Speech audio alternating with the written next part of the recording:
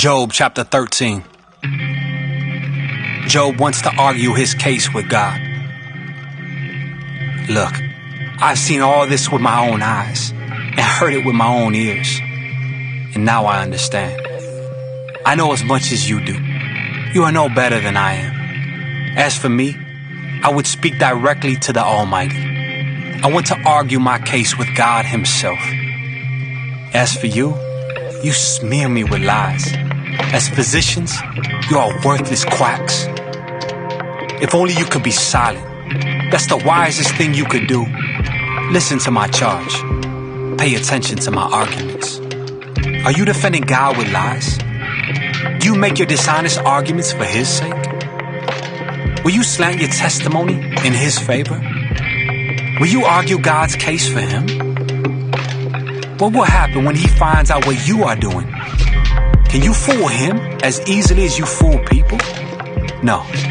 You will be in trouble with Him if you secretly slant your testimony in His favor.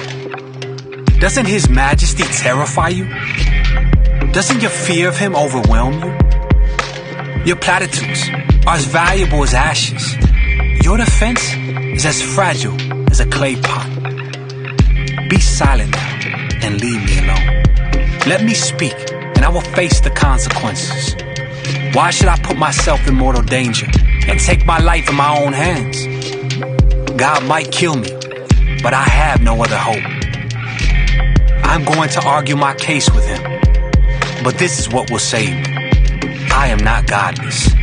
If I were, I could not stand before Him. Listen closely to what I am about to say.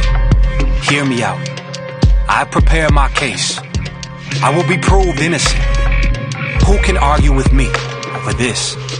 And if you prove me wrong, I will remain silent and die. Job asks how he has sinned. Oh God, grant me these two things, and then I will be able to face you. Remove your heavy hand from me, and don't terrify me with your awesome presence. Now summon me, and I will answer. Or let me speak to you, and you reply. Tell me, what have I done wrong? Show me my rebellion and my sin. Why do you turn away from me? Why do you treat me as your enemy? Would you terrify a leaf blown by the wind? Would you chase dry straw? You write bitter accusations against me and bring up all the sins of my youth. You put my feet in stocks. You examine all my paths. You trace all my footprints. I waste away like rotting wood, like a moth-eaten coat.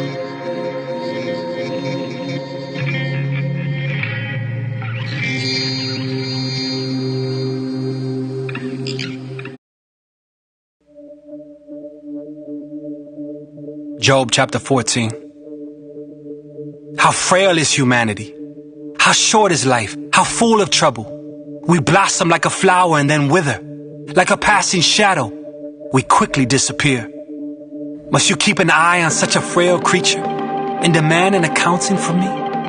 Who can bring purity out of an impure person? No one. You have decided the length of our lives. You know how many months we will live. We are not given a minute longer. So leave us alone and let us rest. We are like hired hands, so let us finish our work in peace. Even a tree has more hope. If it is cut down, it will sprout again and grow new branches. Though its roots have grown old in the earth and its stump decays, at the scent of water it will bud and sprout again like a new seedling. But when people die, their strength is gone. They breathe their last, and then, where are they? As water evaporates from a lake and a river disappears in drought, people are laid to rest and do not rise again. Until the heavens are no more, they will not wake up, nor be roused from their sleep. I wish you would hide me in the grave and forget me there until your anger has passed. But mark your calendar to think of me again. Can the dead live again? If so, this will give me hope through all my years of struggle, and I would eagerly await the release of death. You would call and I would answer. You would yearn for me, your handiwork. For then you would guard my steps instead of watching for my sins. My sins would be sealed in a pouch, and you would cover my guilt. But instead, as mountains fall and crumble, and as rocks fall from a cliff, as water wears away the stones and floods wash away the soil, so you destroy people's hope. You always overpower them, and they pass from the scene. You disfigure them in death and send them away. They never know if their children grow up in honor or sink to insignificance. They suffer painfully. Their life is full of trouble.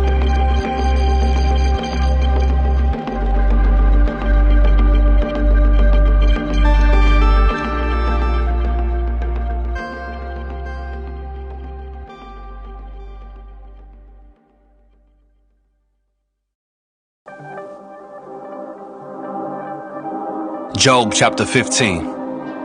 Eliphaz's second response to Job.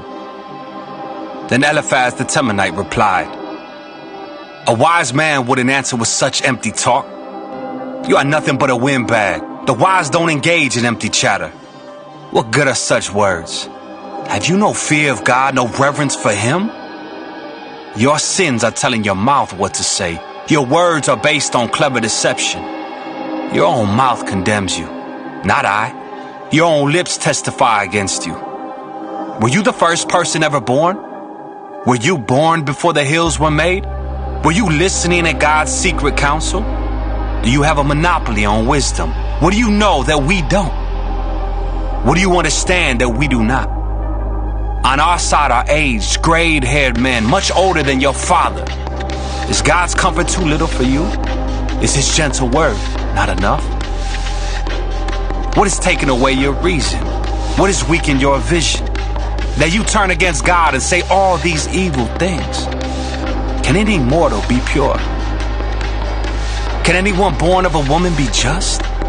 Look, God does not even trust the angels. Even the heavens are not absolutely pure in His sight. How much less pure is a corrupt and sinful person with a thirst for wickedness? You will listen. I will show you. I will answer you from my own experience, and it is confirmed by the reports of wise men who have heard the same thing from their fathers, from those to whom the land was given long before any foreigners arrived. The wicked writhe in pain throughout their lives. Years of trouble are stored up for the ruthless. The sound of terror rings in their ears, and even on good days they fear the attack of the destroyer. They dare not go out into the darkness, for fear they will be murdered. They wander around saying, "Where can I find bread?" They know the day of destruction is near. That dark day terrifies them. They live in distress and anguish, like a king preparing for battle. They shake their fists at God, defying the Almighty. Holding their strong shields, they defiantly charge against Him.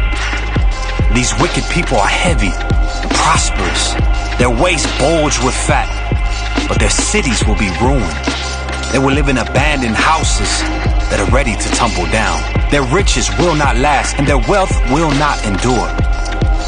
Their possessions will no longer spread across the horizon. They will not escape the darkness. The burning sun will wither their shoots, and the breath of God will destroy them. Let them no longer fool themselves by trusting in empty riches, for emptiness will be their only reward. They will be cut down in the prime of life. Their branches will never again be green. They will be like a vine whose grapes are harvested too early, like an olive tree that loses its blossoms before the fruit can form. For the godless are barren. Their homes, enriched through bribery, will burn. They conceive trouble and give birth to evil. Their womb produces deceit.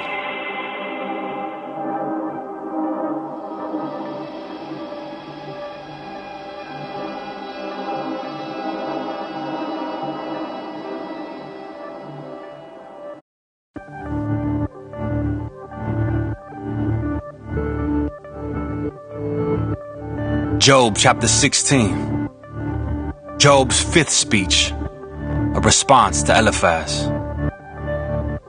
Then Job spoke again. I have heard all this before. What miserable comforters you are. Won't you ever stop blowing hot air? What makes you keep on talking? I could say the same things if you were in my place. I could spout off criticism and shake my head at you. But if it were me, I would encourage you. I would try to take away your grief. Instead, I suffer if I defend myself, and I suffer no less if I refuse to speak. Oh God, you have ground me down and devastated my family.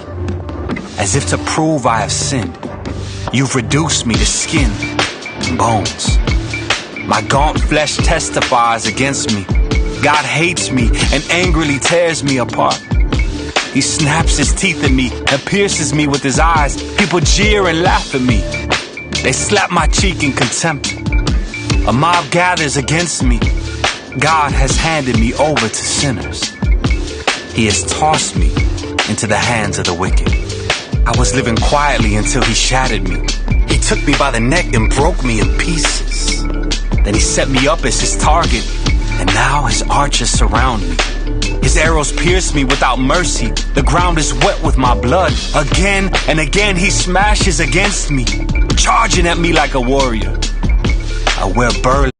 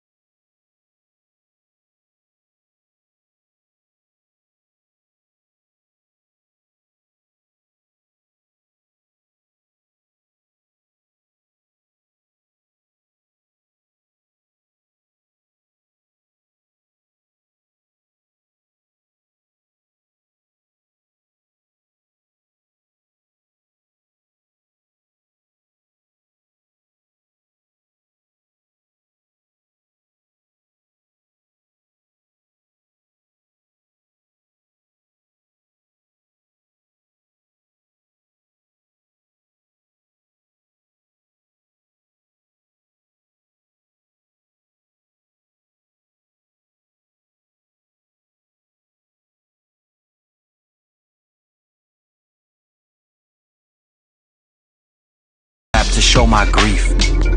My pride lies in the dust. My eyes are red with weeping. Dark shadows circle my eyes. Yet I have done no wrong, and my prayer is pure. O earth, do not conceal my blood. Let it cry out on my behalf. Even now my witness is in heaven. My advocate is there on high. My friends scorn me, but I pour out my tears to God. I need someone to mediate between God and me, as a person mediates between friends. But soon I must go down that road from which I will never return.